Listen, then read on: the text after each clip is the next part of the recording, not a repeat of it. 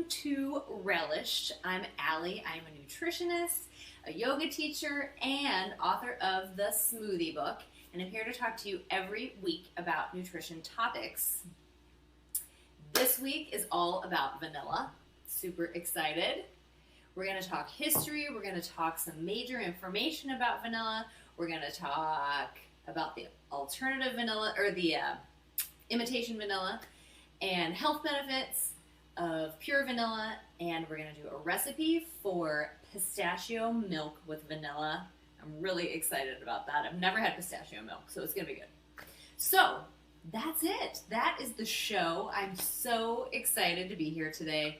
Vanilla is one of my favorite flavors, always my favorite aromatherapy smell. So, or aromatherapy aroma, I guess. So anyway, welcome to the show.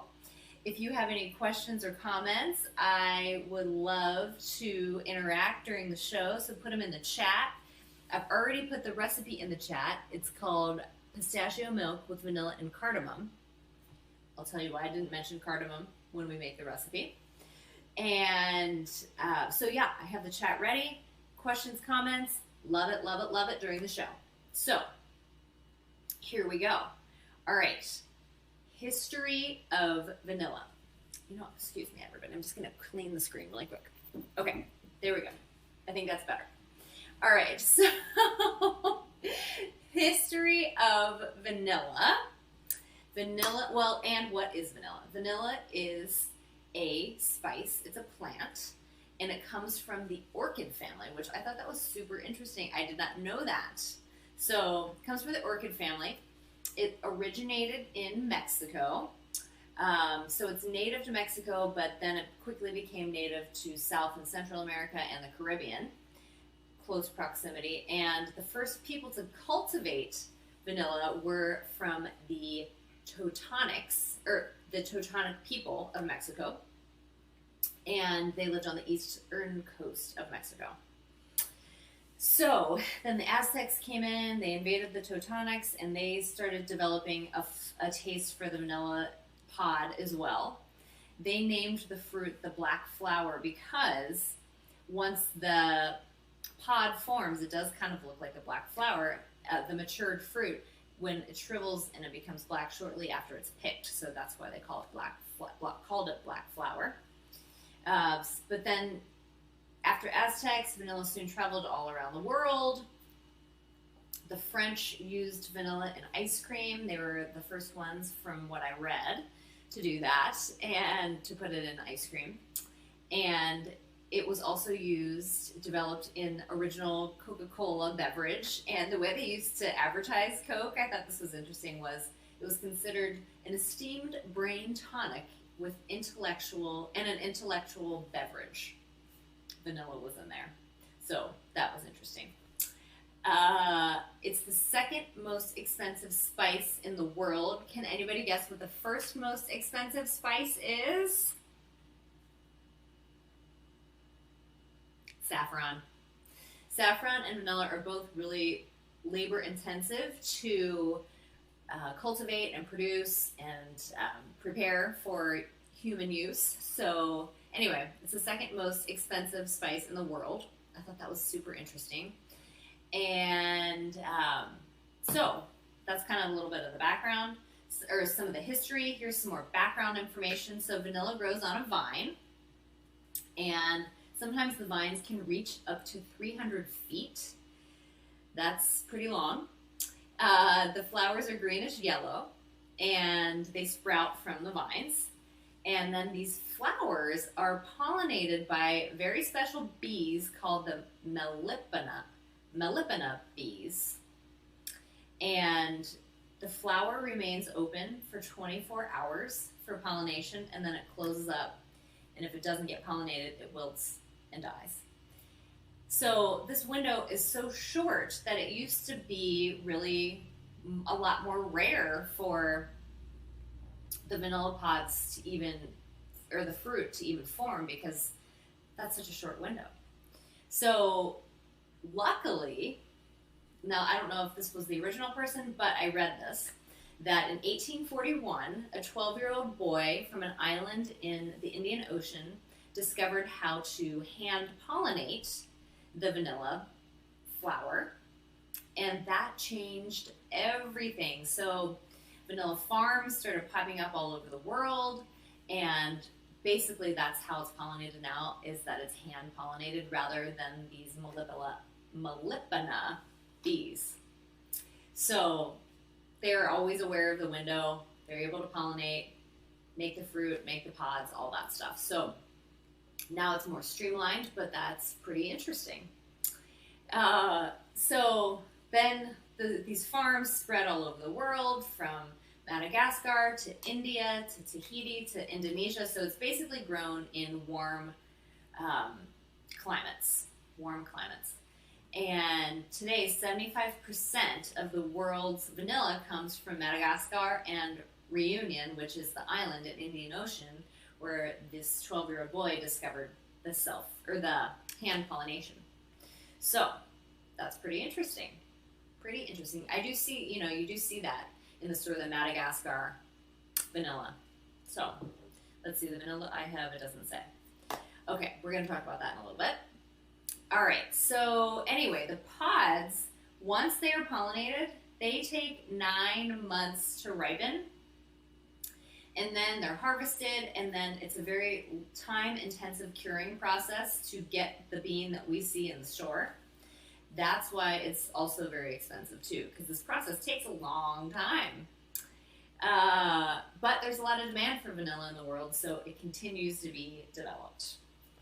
And then, so I'm going to go a little bit more into detail about this, but we basically consume vanilla in 4 different forms: the pod, vanilla extract, vanilla sugar, and vanilla powder.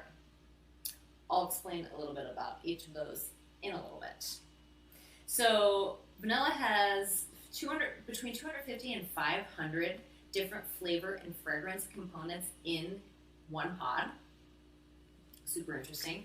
But the most prominent is the compound is called vanillin, which is what gives it that characteristic smell that when we think of vanilla, it's from this compound called vanillin, which vanillin naturally comes from the plant, but it can also be recreated synthetically. And that is what vanilla flavor, like anything flavored vanilla that we consume, like beverages or snacks or perfumes or cigarettes or anything like that, it's going to be that artificial vanilla, the artificial vanillin. So we'll talk about that. So vanillin can be produced from multiple sources.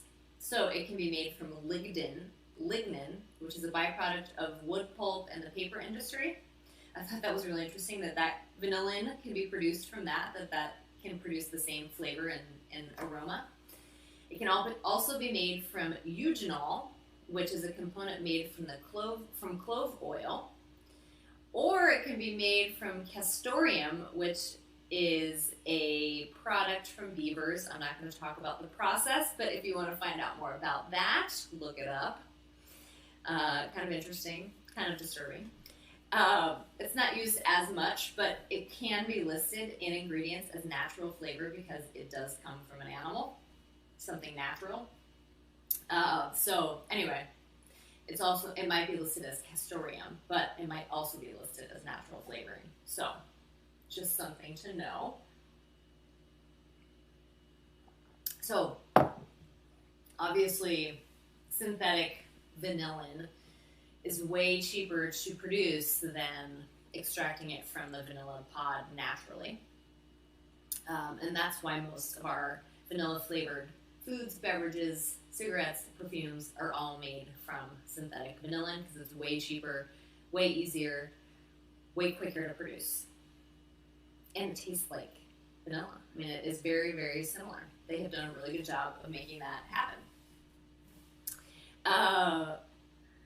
Let's see. So there's vanilla extract. So that's when you put the vanilla pod in alcohol usually and water, and it extracts that vanilla flavor.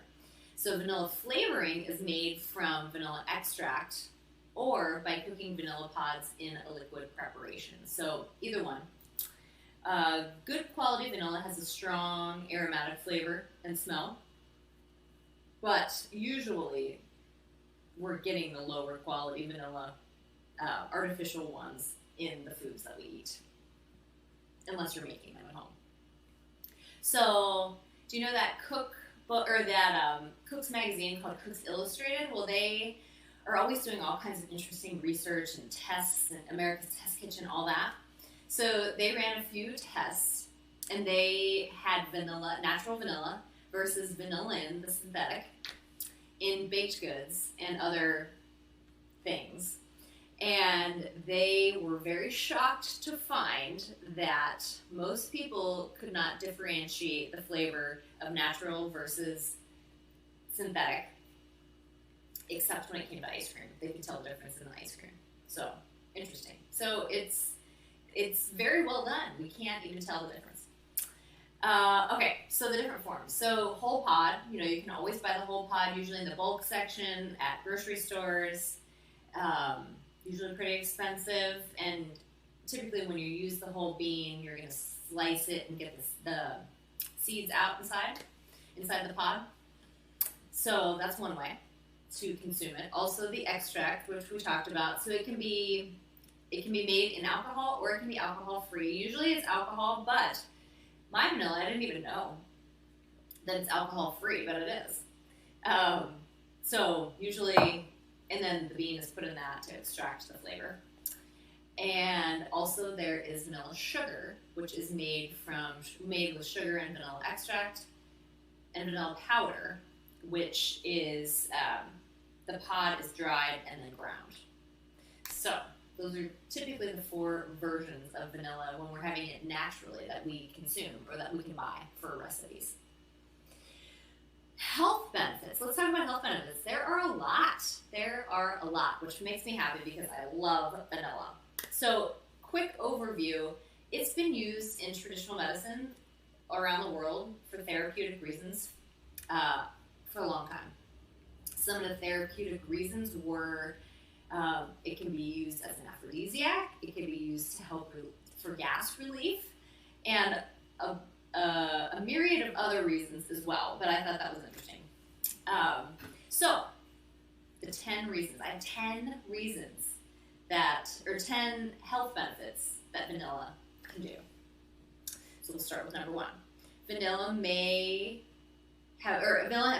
has a calming effect. We know that. So there have been studies done where they have given it to newborns to calm them down before they have to get a blood test or a blood draw.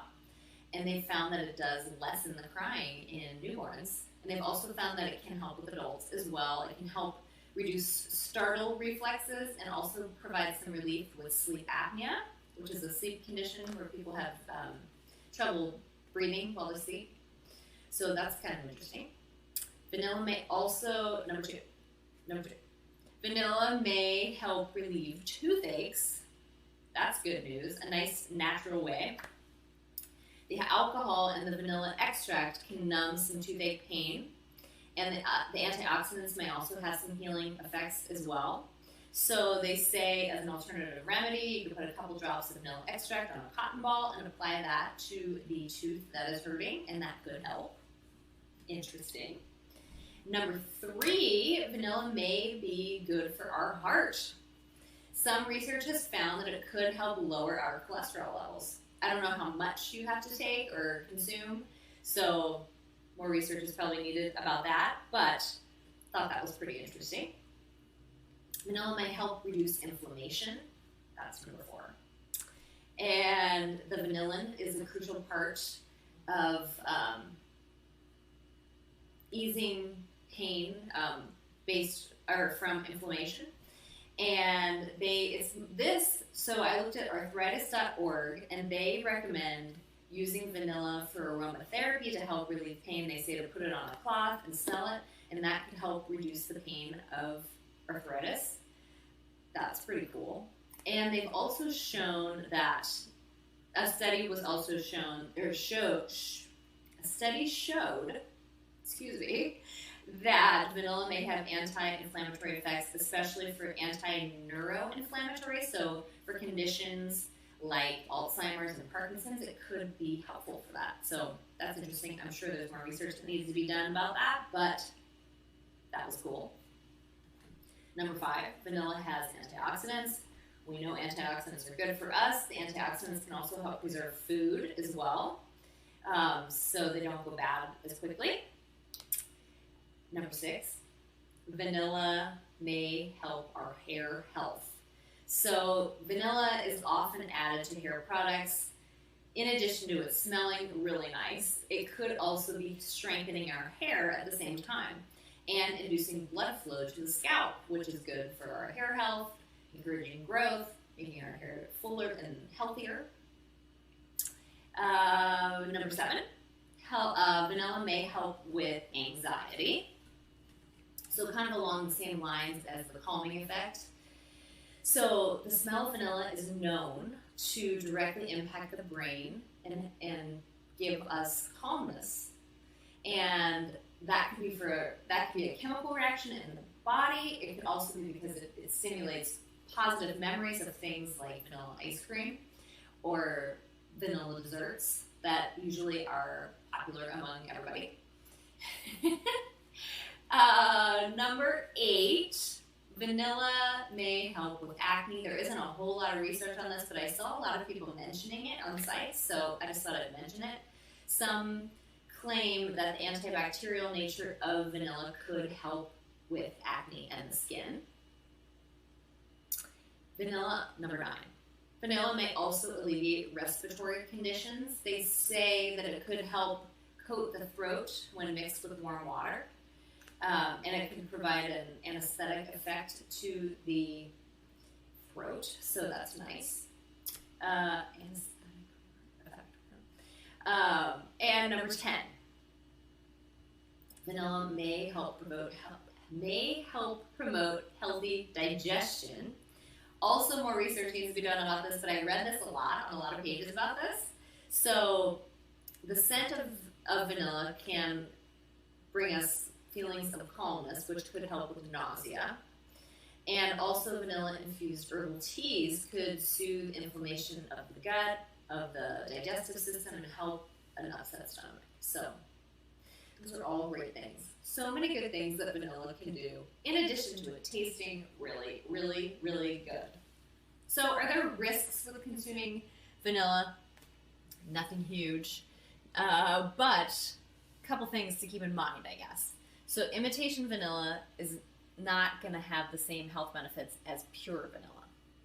Just so we all know that. So the natural vanilla extract. So make sure you're reading the label.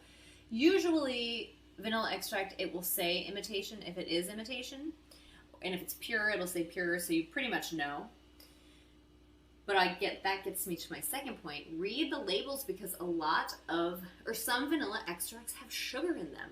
And I was reading this label and my vanilla does, and I didn't even know that. I always assumed it was just alcohol, or this one is glycerin because it's not alcohol, and water and vanilla extratives, that's what it's called in here, vanilla bean extratives, but there also has cane sugar in this. I was very disappointed about that. So read the labels. I'm going to read the labels too.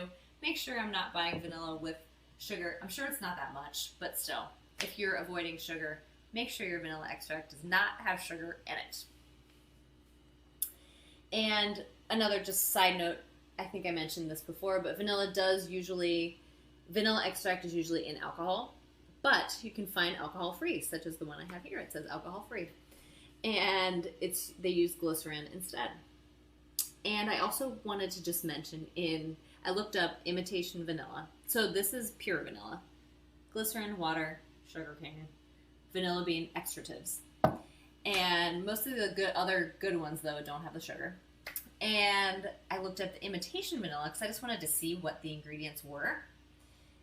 Water, caramel color, vanillin, ethyl vanillin, and 1.1% potassium sorbate used as a preservative. So kind of has a lot of chemicals, kind of just has a lot of unnatural stuff in it. So just be sure you read the label so you know what you're consuming.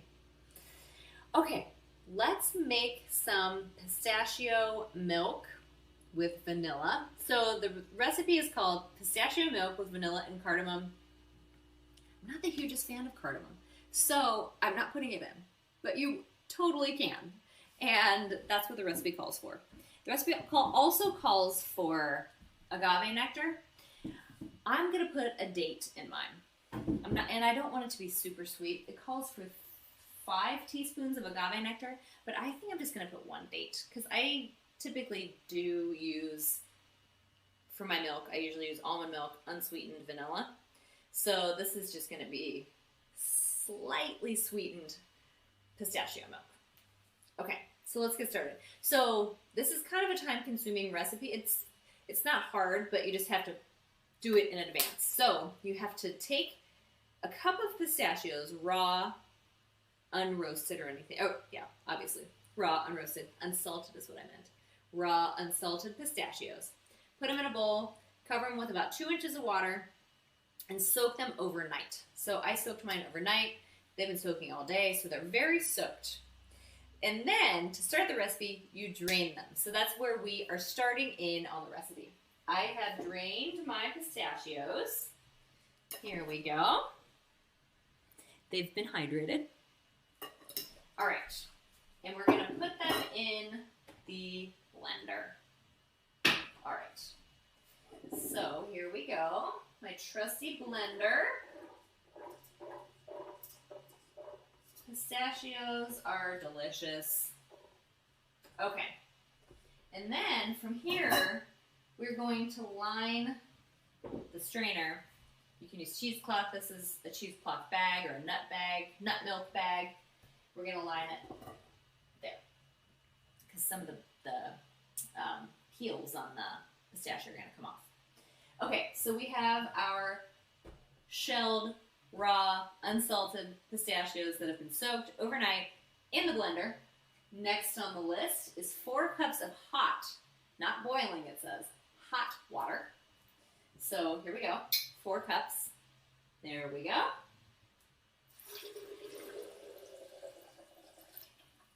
This is really exciting. I'm very excited about this.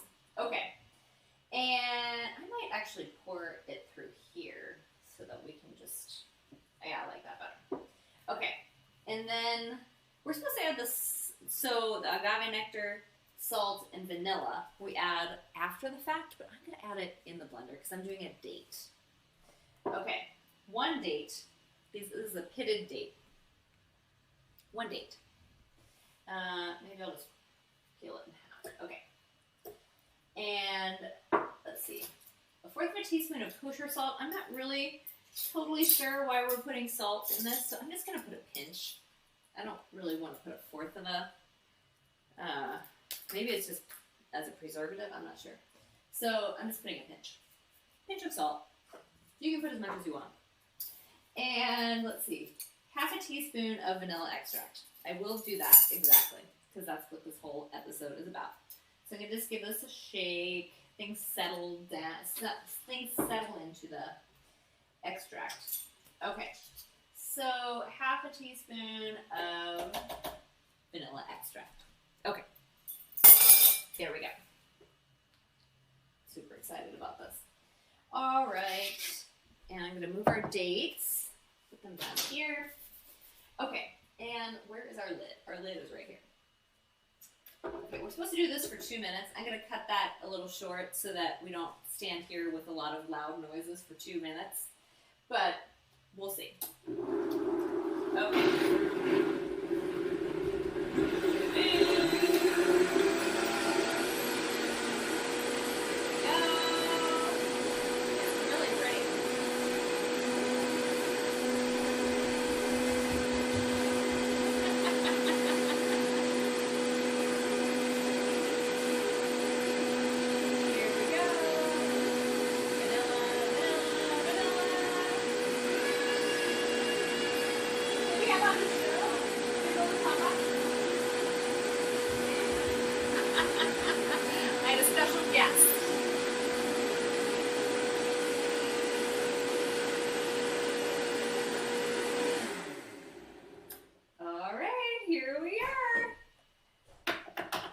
special guest sighting during the show. Okay. Then we have our cheesecloth. We're going to pour it through the cheesecloth into our pitcher. Or whatever you're going to pour it into. That's totally fine. And then we just let that drain. Let's see.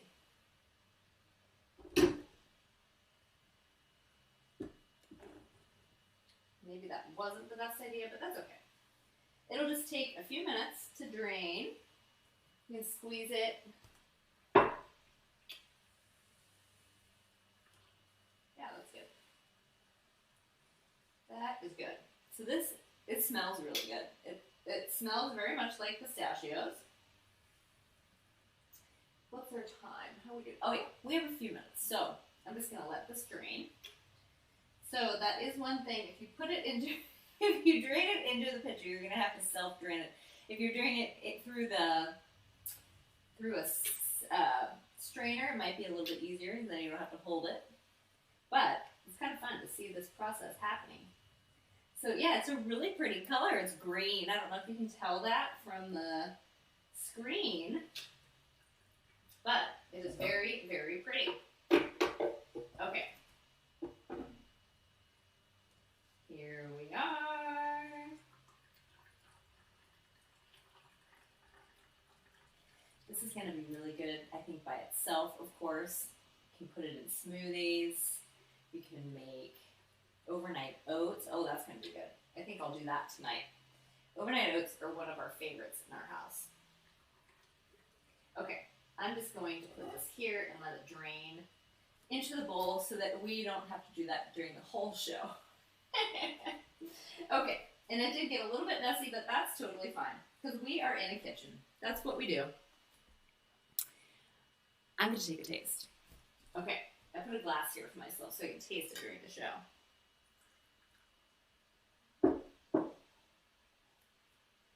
Oh, that's good. That is really, really, really good. Really, really good. Okay. So, vanilla. So many good things about it. Originated in Mexico. It used to be these special bees, the Melipona bees, used to pollinate it. Now it's hand pollinated. Lots of people love vanilla, so it's produced in the world, all over the world. Madagascar and Reunion are the two biggest producers in the world. And look for pure vanilla, so you know you're getting the actual vanilla and not imitation. Try this pistachio milk. It is super, super good. Thank you all for joining the show. I'll see you again next time. Hope you have a great rest of your day. Bye for now.